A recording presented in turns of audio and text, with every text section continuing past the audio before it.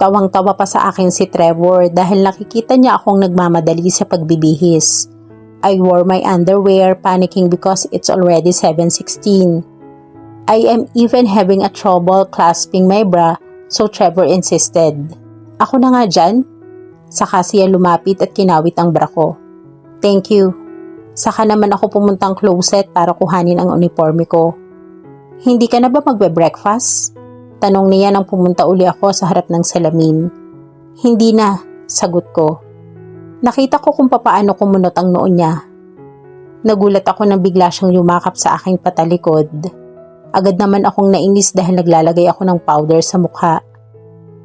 Lumayo ka nga, Trevor, nag-aayos ako dito. Ngumuso siya sa balikat ko at agad akong hinalikan doon. My baby is cold towards me. Did I do something wrong? Malambing niyang tanong. Wala. Sagot ko saka pinilit na makawala sa kanya.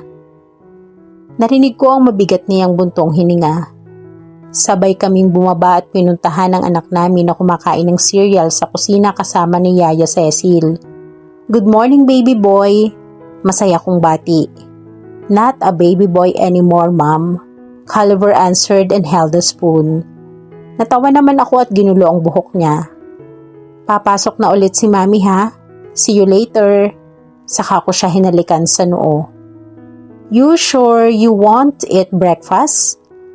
Baka magutom ka niyan, Trevor asked. Umiling lang ako. Late na ako. Saka ako tumingin sa wristwatch ko at nakitang 7:26 na. Marahan na lang siyang tumango at pinagluruan ang susi sa kamay. Ako na may dumiretso sa labas at sumakay ng kotse. Pagbubuksan niya pa sana ako ng pinto pero nabuksan ko na yon. Napakamot na lang siya sa ulo at umikot na sa driver seat. Pagkasakay niya sa kotse ay pinasok lang niya ang susi pero hindi pa pinaandar ang makina. Sa halip, dumampo ang may halong pagtatakang tingin niya sa akin. May regla ka ba? He sudden asked. Kunot noon naman akong tumingin sa kanya. Wala, I answered in monotone. Then, why are you so cold towards me? His forehead creased. Bumuntong hininga na lang ako at tumingin ulit sa harap. Late na ako, Trevor. First day ng OJT tapos mahuhuli ako. Baka sabihin nila ay pa-importante ako masyado dahil asawa ako ng may-ari ng airlines. Alam kong nakatingin pa rin siya sa akin kaya sinisikap kong huwag lingunin ang direksyon niya. Fine. He surrendered and started the engine. Nang nakarating na kami sa airport ay dali-dali akong bumaba. Naalarma ako dahil bumaba din si Trevor at sumunod sa akin. Dito ka na lang. Ayos na ako dito, sabi ko. Baka kasi isipin nila na dinala mo ko pa talaga ang asawa ko dito. Ayoko lang ng pinag-uusapan nila ako. Nakakapagod din laging ikaw ang topic. Why? Tanong niya. Basta, I stammered. Baka malate ka rin sa trabaho mo. I just reasoned out at baka makikipagkita pa ka kay Chivalry or kung sino man yun. Tumalikod na ako sa kanya ngunit agad ding napabalik nang hilahin niya ako. Seriously, what's wrong with you? Aniya sabay lapit ng mukha sa akin. I told you, malilate na ako kaya bitawan mo ako. Matapang kong sagot. I won't let you until you tell me what's your problem. Seryoso niyang sabi. Our problem, ha? I was about to answer when suddenly my phone rang. Nika? I said. Saan ka na, Tarya? Ikaw na lang ang wala. Need na mag-start ng meeting. Andito na ako sa airport. Sige na, pupunta na ako. Saka ko pinatay ang tawag. Hear that? Ako na lang ang hinihintay. Sabay bawi ko sa braso ko. They can wait. We need total. Agad ko siyang pinutol. Huwag mong gamitin ang impluensya mo, Trevor. Be fair. Andito ako para mag-OJT bilang estudyante. Hindi bilang asawa mo kaya pakiusap. Maging fair ka sa iba. He just sighed. I'm sorry, alright, go ahead. May halong lungkot ang boses niya. Tumalikod na ulit ako at napapikit ng tawagin ulit niya. Ang kulit. What? Inis kong tanong. May kiss. Ngumuso siya. Napairap ako at lumapit sa kanya. Hinalikan siya kahit napipilitan. Ang nasa isip ko pa rin ay yung text na aking nabasa. Matapos siyang halikan ay napatitig muna ako saglit sa kanya. He hummed when he noticed my stare. Sino si... I trailed off. Nagdadalawang isip kung tatanungin ko ba siya kung sino ang visit na chivalry na yun. Dahil ang kapal na mukha niyang mag-text sa asawa ko ng ganon. Tanong niya. Wala, sige una na ako. Saka ako nagmamadaling tumalikod at pumasok sa loob ng airport. Pagpunta ko sa office ay agad na bumaling sa akin ang tingin ng lahat. Napahilot sa noo si Mrs. Candaral. Ang mga kaklase ko naman at iba pang tourism students ay nagbulungan. Mrs. Frenil, you are 30 minutes late. What took you so long? Pilit na kalmang boses niya. Baka akala niya dahil asawa siya ng may-ari ng airlines na to, ay pwede na siyang pumasok kahit anong oras niya gusto. Sabi ni Cindy. Ang nakabangayan ni Mika kahapon. Oo nga, feeling VIP. I hear the sigh of Mrs. Candaral. Okay, Mrs. Frenier, let's don't waste our time anymore. Anunsyo niya. Tumango naman ako at humingi ng pasensya. Bakit ka ba late? Siniko ako ni Mika. May nangyari ba? Tanong naman ni Luigi. Parehas lang akong umiling sa kanilang dalawa. Inorient na kami at na-assign ako sa DOTR, yung mga nagre-receive ng complaints. Maayos naman ang naging trabaho ko. Nakaupo lang din naman ako at nag-aayos ng mga papel. Nang mag-break time tulad ng inaasahan, nagparinig na naman sila Cindy at Yvette. Sarap sigurong maging asawa na Trevor, no? Papitex-petiks lang. Yung tipong papasok ka kahit anong oras na gusto mo. Sipat ni Yvette. How I wish kung naging brother-in-law ko lang talaga siya, ganyan din siguro ako. Sagot naman ni Cindy. Gosh, how could I forget that this is Karen's sister? Hindi ko na lang sila pinansin. Ayokong pumatol. Bahala silang mag-usap dyan hanggang sa maubos ang mga laway nila. Nang bumalik ako sa trabaho ay kinausap ako ni Mrs. Candaral. Tarya anak, yes po, agap ko. Why were you late? Just asking. Ayoko lang kasing isipin ng mga kaklase mo na tinotolerate kita dahil asawa ka ni Mr. Frenil. Her lips formed an apologetic smile. Sa totoo po niyan ay tinanghali po talaga ako ng gising. May problema po kasi ako sa bayuko ko. Pasensya na, hindi na po mauulit. Ayoko din naman pong isipin nila na ginagamit ko ang asawa ko para magawa ang gusto ko. I just want to be fair too. I smiled at her. Alam ko yan, Tarya. I know that you are a good student. Sana nga ay hindi na maulit to. Tumango ako. Matapos naming mag-usap ay iniwan na rin agad ako ni Mrs. Candaral. Masaya ako dahil ang ganda at ang ayos ng approach niya sa akin. Nang matapos ang work hours namin ay itinulak ko na ang sarili ko palabas ng airport. Tetext ko pa sana si Trevor na huwag na akong sunduin pero paglabas ko ay nandun siya sa entrance. Agad namang nagpilian at nagbulungan ang mga kaklase at ibang tao dito sa airport.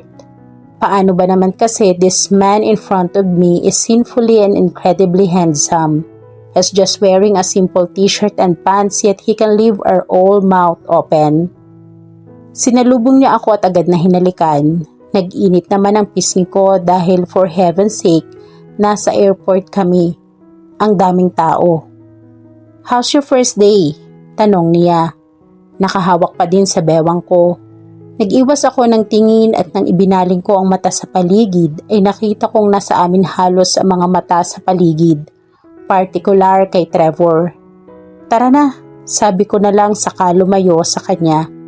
Kumunot ang noo niya pero sumunod pa rin sa aking palabas. Agad akong sumakay kay Aston Martin niya.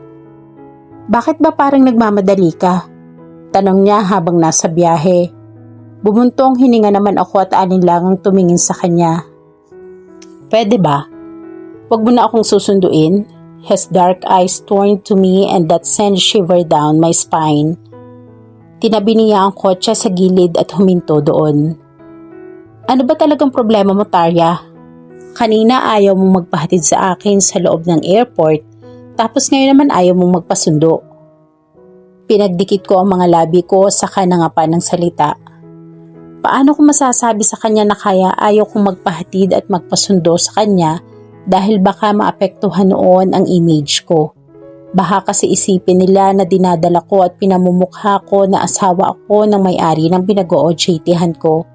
I don't want them to think that there's a special treatment happening. Kinakahiya mo ba ako? He said out of the blue. What? Of course not. Agap ko. Ano bang pumasok sa isip niya ay tanong niya yon? Sino ba namang mahihiya kung ang asawa mo ay si Trevor Jervis Frenier? Then why? May tinatago ka ba sa akin o baka may ibang maghahatid sa'yo just like the last time?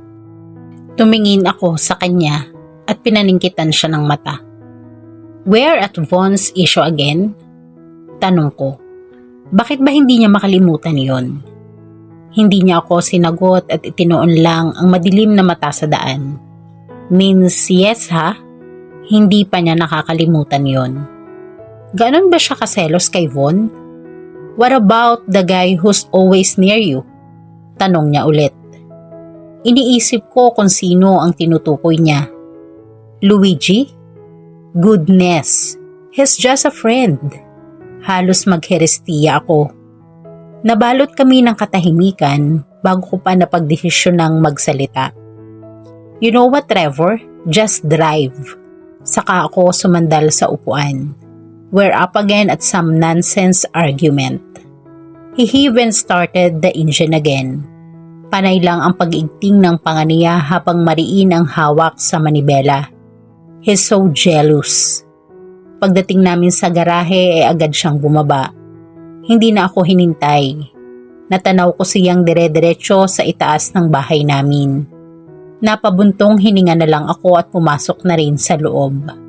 Nagulat pa ako dahil nakita ko si Andrew na nakaupo sa sofa.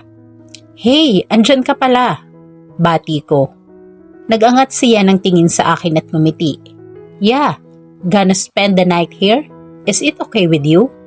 Tanong niya. Tumango ako at ngumiti. Oo naman. Nagpaalam na ako sa kanya na tataas na para magbihis. Papasok na sana ako sa kwarto namin nang maisip kong silipin muna si Caliver. I remember he is turning 6 next month. Kali, Mom's here. Pagtawag ko sa kanya mula sa pinto. Hi! Bati niya lang na hindi ako tinitingnan dahil nasa iPad ang mata niya. I just sighed and make my way out of his room. Pagdating ko sa kwarto ay wala si Trevor. Malamang nasa study room niya. Bumaba ako nang magdi-dinner na. Tinulungan ko si Yaya Cecil na maghanda ng pagkain. Kali, call your dad and Tito Andrew. Tell them that we will eat dinner. Utos ko sa anak ko. Yes, ma'am. Sagot niya at tumaas na. Nasa hapag na ako nang bumaba si Kali at Andrew. Where's your dad? Taka kong tanong. Ngayon lang siya hindi bumaba. Usually kasi, pag si Caliver ang tatawag sa kanya, bumababa agad siya. In his study room, hindi raw sasabay? Nagsalubong ang kilay ko. Caliver just shrugged his shoulder. I was about to stand up to call Trevor. Again, nang matanaw ko siyang pababa na. Pagdating niya ay seryoso at tahimik lang siyang umupo at sumandok ng pagkain. Tinikom ko lang ang bibig ko saka nagsimula na rin kumain. Galit talaga siya ha? Dad? Caliver called. Tumingin si Trevor sa anak namin at tinaasan siya ng kilay. May gagawin ka po ba bukas? Nginuya muna ni Trevor ang pagkain sa bibig niya bago sumagot. Wala naman, why? Pwede po bang ikaw naman ang maghatid sa akin bukas? After you drive mommy to the airport? No need to drive her before you. Ikaw lang naman ang ihahatid ko bukas. Ani ni Trevor saka nagpatuloy sa pagkain. Hindi mo ihahatid si Mami? Wala ba siyang pasok? Seryosong tanong ni Caliver. No, ayaw niyang ihatid ko siya eh. Sagot niya sa anak namin. Ayaw? Wala naman akong sinabi na ayaw ko ah. Tinalong ko lang siya kung pwede ay huwag na niya akong sunduin o ihatid. Nagkatinginan kami ni Andrew at pinaningkitan niya ako ng mata. Natutunogan siguro niya na may tampuhan kami ng kapatid niya. I'm done, biglang sambit ni Trevor sabay tayo. Never even once in our dinner he's leaving first.